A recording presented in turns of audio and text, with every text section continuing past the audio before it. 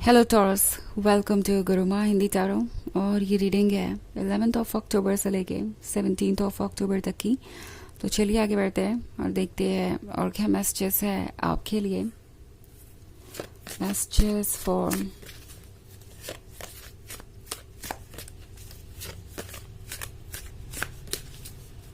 Taurus.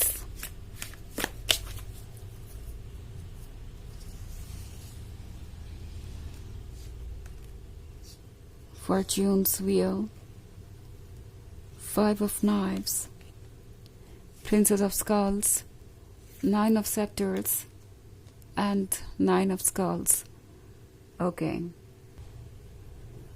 So हमारे पास है Nine of Scepters. Nine of Scepters के साथ लगता है जैसे कि कोई पूरी तरीके से स्ट्रक है इस लव से।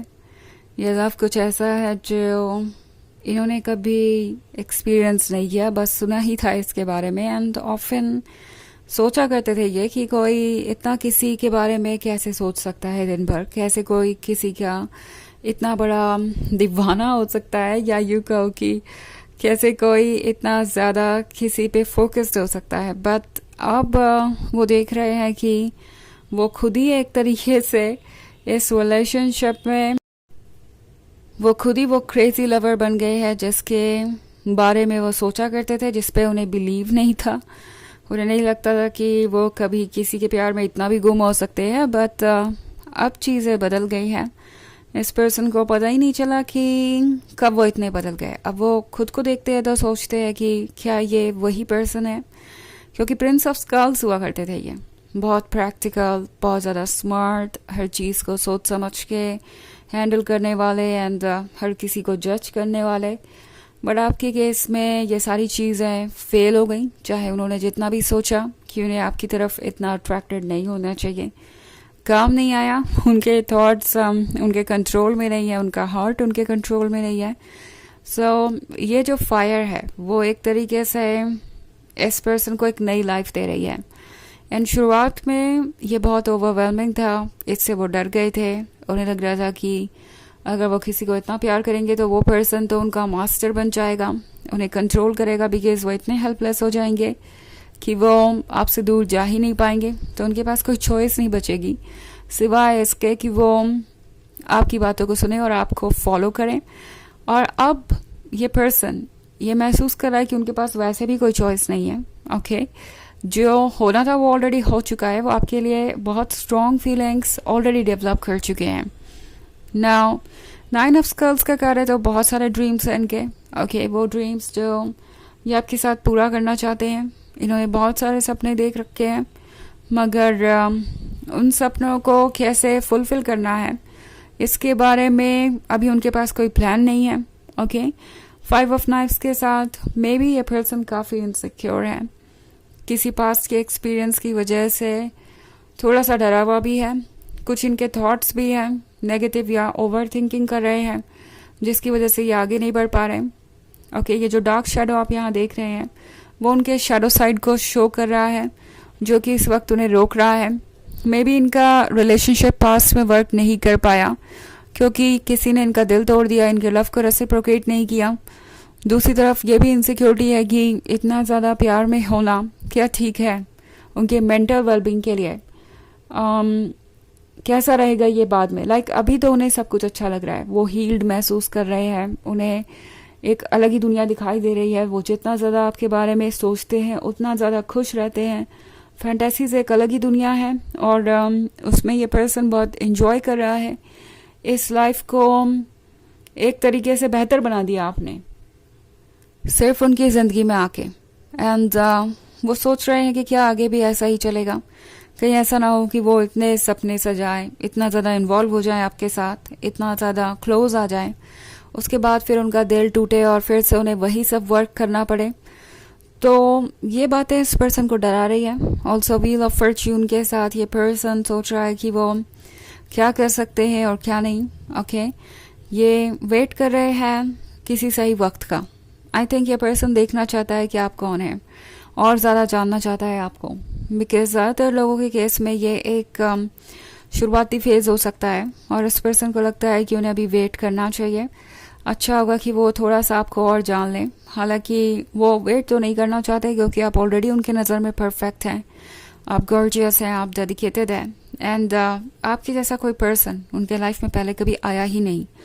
सो चाहते तो बहुत कुछ है, बट कुछ इनसिक्योरिटीज़ है मन में, कुछ एक्सपीरियंसेस है पास्ट के, जिसकी वजह से वो अभी आगे नहीं बढ़ पा रहे। बट ये भी चीज़ टेम्प्रोरी है क्योंकि व्हील ऑफ फॉर्च्यून इसे चेंज कर देगा। चाहे जो भी वक्त है वो गुजर ही जाएगा, और इसके बाद वो एक अलग ही सपना सच करने के बारे में सोच रहे हैं, एक अलग ही दुनिया क्रिएट करना चाहते हैं वो आपके साथ। ओके, हालांकि ये एक जनरल रीडिंग है तो ये सबसे रेजोनेट नहीं करेगी, एनर्जी रिवर्स हो सकती है अगर आप क्रॉस वॉचर हैं। इसके अलावा अगर आप पिछले वीक की रीडिंग देखना चाहें तो उसका लिंक आपको डिस्क्रिप्शन बॉक्स में मिल जाएगा हमेशा की तरह। तो चलिए आगे बढ़ते हैं और देखते हैं और क्या मैसेजेस हैं आपके लिए। टॉरस,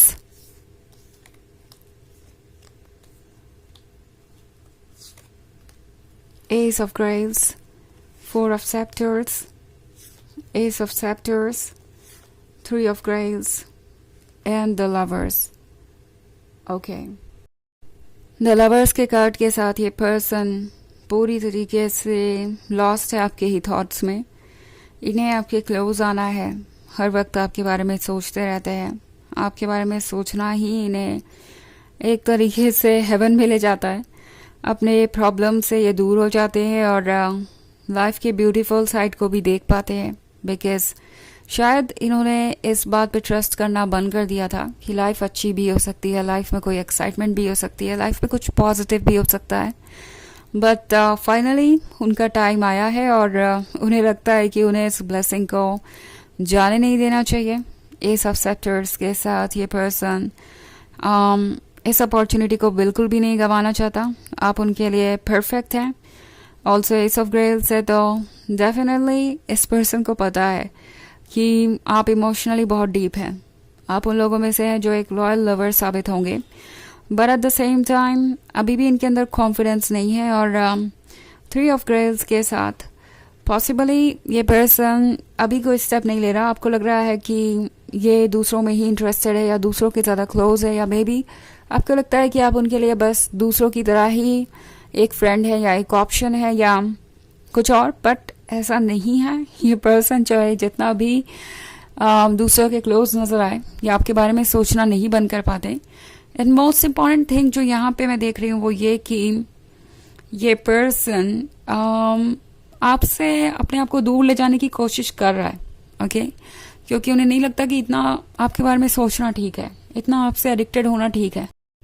सो पॉसिबली ये भी एक वजह हो सकती है कि ये इस रिलेशनशिप को इग्नोर कर रहे हैं या मे बी कोशिश कर रहे हैं कि दूसरों के ज़्यादा क्लोज जाएं जिससे कि वो आपसे अपना ध्यान हटा सकें। बट ये वर्क नहीं कर रहा। बस ये खुद को डिस्ट्रैक्टेड रखना चाहते हैं। 4 of Wands के साथ ये पर्सन कमिटमेंट करना चाहता है, बहुत दूर तक की सोच रहा है। बट फिलहाल उन्हें पता है कि उन्हें पेशेंस रखना पड़ेगा। ये जर्नी अभी शुरू हुई है और काफ़ी लंबी जाएगी, तो उन्हें पता है कि उन्हें अपने आप को थोड़ा सा कंट्रोल में रखने की ज़रूरत है। और हो सकता है इसलिए ये पर्सन इस वक्त आपके ज़्यादा क्लोज नहीं आ रहा और अपने आप को डिस्ट्रैक्ट करने की कोशिश कर रहा है। सो चलिए देखते हैं आपके लिए और एक कूल मैसेज क्या है।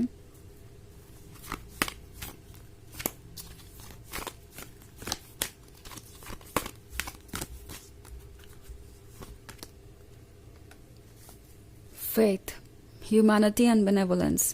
Stay calm, trust the good in yourself and others. See the light in the world. Okay. तो ये कार्ड आपसे कह रहा है कि फ़िलहाल आपको मन को शांत रखने की ज़रूरत है, क्योंकि वो मुश्किल हो सकता है जब चीज़ें समझ में ना आए। तब अपने अंदर की अच्छाइयों पे भरोसा कीजिए और दुनिया की अच्छाइयों पे भी भरोसा कीजिए। ऑफ कोर्स यहाँ नेगेटिविटी और टॉक्सिसिटी है, बट इसका मतलब ये नहीं है कि कोई पॉजिटिविटी या कोई होप नहीं है। यहाँ पे बहुत कुछ ऐसा भी है जो पॉजिटिव है और जो आपको गाइड करेगा। ओके, तो जल्दी ही चीज़ें चेंज होंगी। पॉजिटिव चीज़ों पे फोकस कीजिए और आप देखेंगे कि आप बेहतर तरीके से आगे बढ़ पा रहे हैं, बेहतर तरीके से अपनी फीलिंग्स और थॉट्स से डील कर पा रहे हैं। क्योंकि वो एक ऐसी चीज़ हो सकती है टॉरस जो इस वक्त आपको काफ़ी परेशान कर रही है, जहाँ तक मैं ये रीडिंग देख पा रही हूँ। तो ये थी रीडिंग इस वीक की। आई होप आपको अच्छी लगी होगी। Thanks for watching. Till next video, bye.